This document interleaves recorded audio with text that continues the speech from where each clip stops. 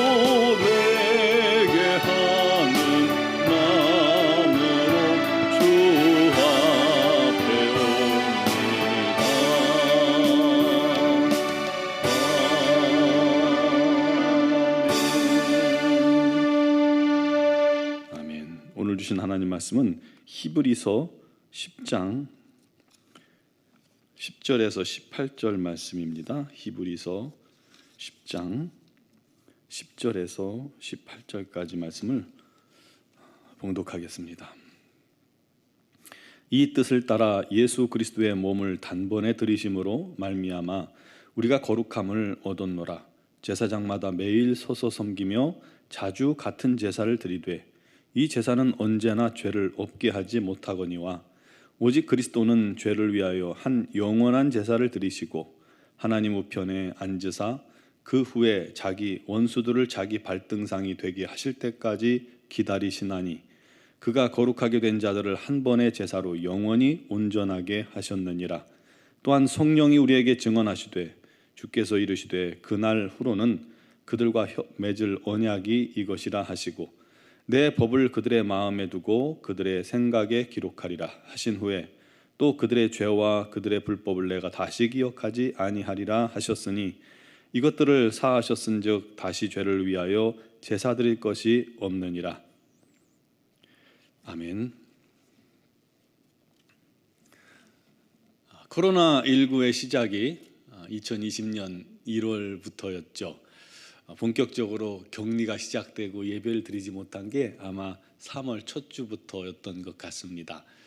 특히 대구에서 신천지 대규모 감염과 전 세계적으로 확진자가 수십만 명씩 그리고 사망자가 몇만 명씩 나오는 그 상황에서는 정말 코로나가 많이 무서웠던 시기였던 것 같아요.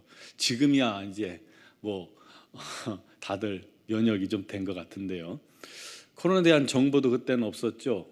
약도 뭐 지금도 없지만 약도 없죠. 그때는 백신도 없었죠. 무방비였어요. 그러다가 1년쯤 뒤에 백신 접종을 시작할 때만 해도 꿈에 부풀었습니다. 백신을 맞으면 코로나가 끝날 줄 그렇게 생각했거든요. 그런데 벌써 4차, 많이는 5차까지 접종하신 분도 계십니다. 앞으로 코로나가 종식되지 않는 한 지속적으로 마치 독감 백신을 접종 맞듯이 그렇게 코로나 백신을 맞을 수도 있다고 하죠. 여러분, 그와 비슷하게 이스라엘 백성들은 율법을 따라 최소 1년에 한 번 이상은 제사를 드려야 했습니다. 그래야 자기 죄를 용서받을 수가 있기 때문이죠. 하나님은 사람들이 얼마나 악한지, 얼마나 죄 앞에서 무능한 존재인지, 우리 마음의 생각과 뜻이, 계획이 항상 악할 뿐이라는 사실을 너무 잘 아셨습니다. 그렇다고 매번 죄에 대해서 심판하실 수는 없잖아요. 그러면 누가 살 수가 있겠습니까?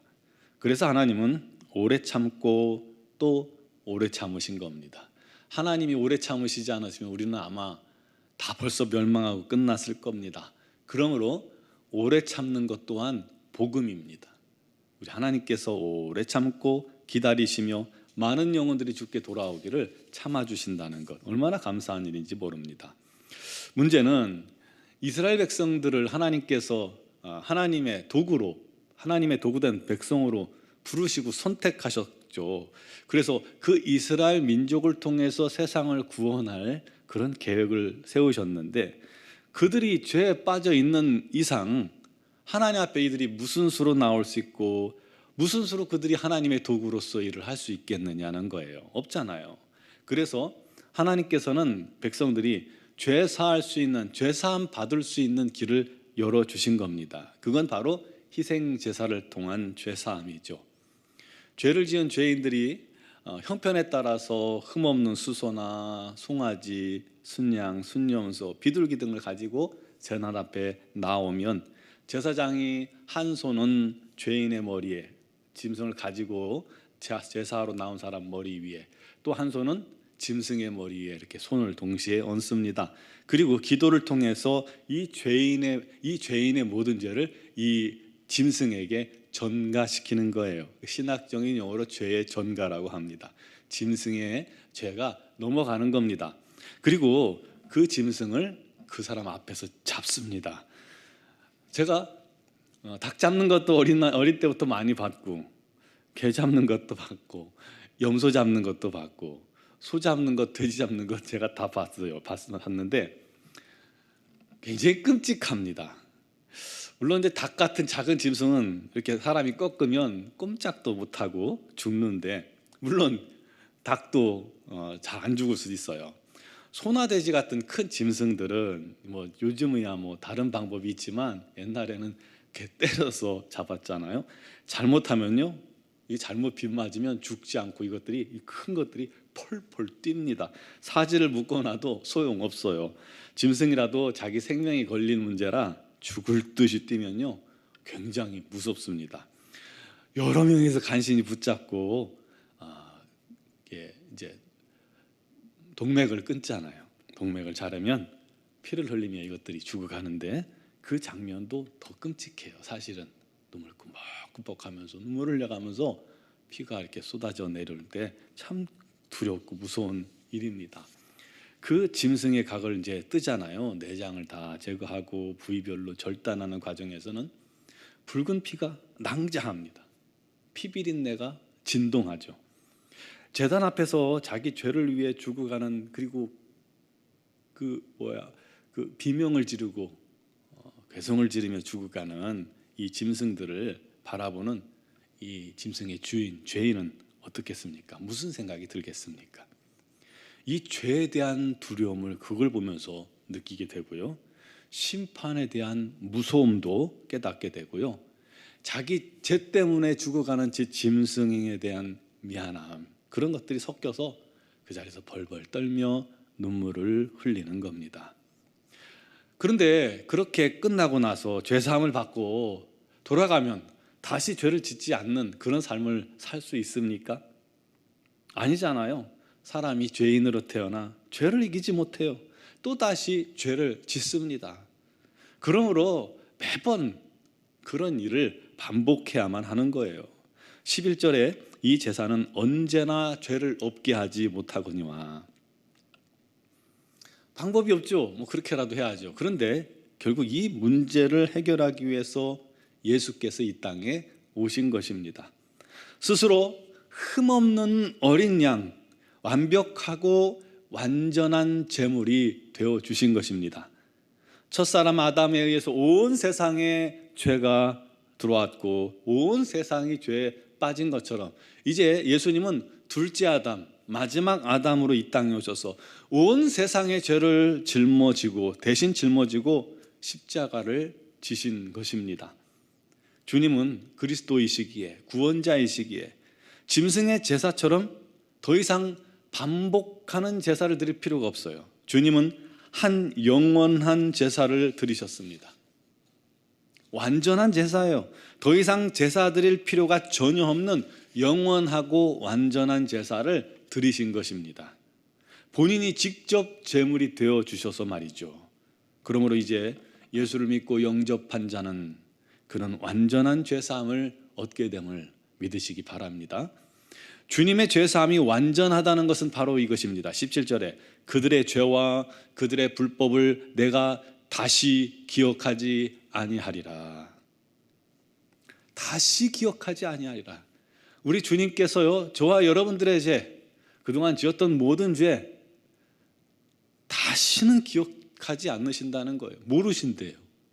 우리의 죄가 주님 머릿속에 없으시대요. 그게 죄사함입니다.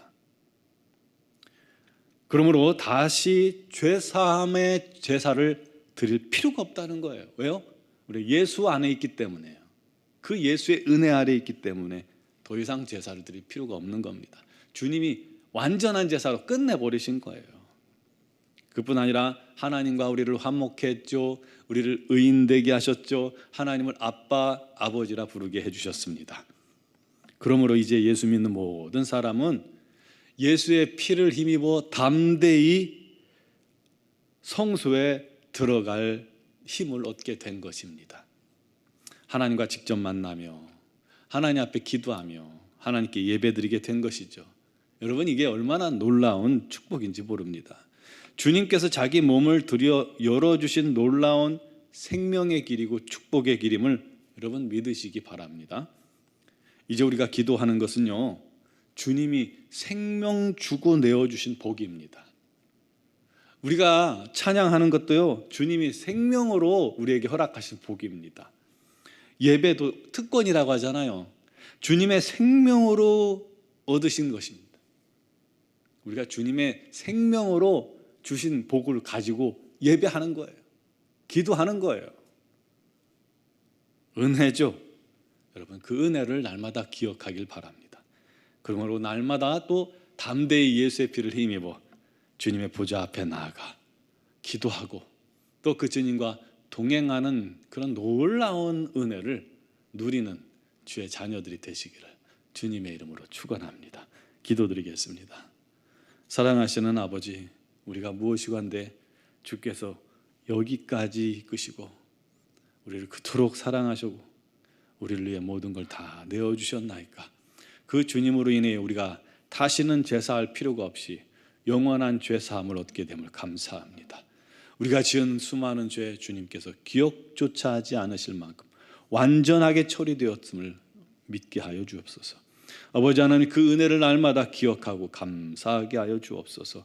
아무 공로 없으나 주님의 피가, 예수의 십자가가 우리를 이토록 놀라운 자녀로 만들었고 우리의 죄를 사하고 하나님의 자녀 되게 하시고 하나님을 아빠 아버지라 부르게 하셨사오니 또한 우리에게 기도의 특권도 주시고 예배의 특권도 주셨사오니 이 놀라운 은혜를 날마다 감사하며 이제 담대히 우리도 주님 앞에 주님의 보좌 앞에 나아가 주님께 기도하는 자가 되게 하여 주옵소서. 이 놀라운 선물인 기도를 외면하지 않고 날마다 기도로 주님 주신 은혜를 누리게 하여 주시옵고 날마다 온전한 예배로 우리 하나님께 영광 돌리는 믿음의 지체들이 다 되게 하여 주옵소서. 날마다 우리 하나님께 감사하고 영광 돌릴 때에 우리 하나님께서 그의 모든 삶의 필요와 또한 그 삶을 주님께서 합당한 길로 인도하시고 합력하여 손으로 붙들어 주시고 역사하시고 복 주시옵소서. 우리 논중앙교회를 사랑하시는 주님, 교회를 통해서 주님의 놀라운 영광이 나타나며 주님의 뜻이 이루어지기를 간절히 소망합니다. 무엇보다도 성도들이 간구하는 기도를 주님께서 하시나니 응답하여 주시되 때를 따라 놀랍도록 역사하여 주시고 무엇보다도 육신의 질고로 말미암아 고통당하는 지체들, 영적으로 어려움 당하는 지체들 우리 하나님께서 치유하시고 강건케 하여 주시옵소서. 미얀마양권 한인중앙교회 위에도 우리 하나님의 놀라운 영광 가득하여 수많은 영혼들이 주께 돌아오는 놀라운 은혜가 넘치게 하시고 이를 감당하기 위해 수고하시는 선교사님들에게 건강과 능력과 권능을 더하여 주시옵소서. 아버지 하나님의 뜻을 이루게 하여 주시옵소서. 오늘도 주님 앞에 기도하는 모든 성도들의 기도에 우리 하나님 응답하실 줄 믿사옵고 예수 그리스도의 이름으로 기도드리옵나이다. 아멘.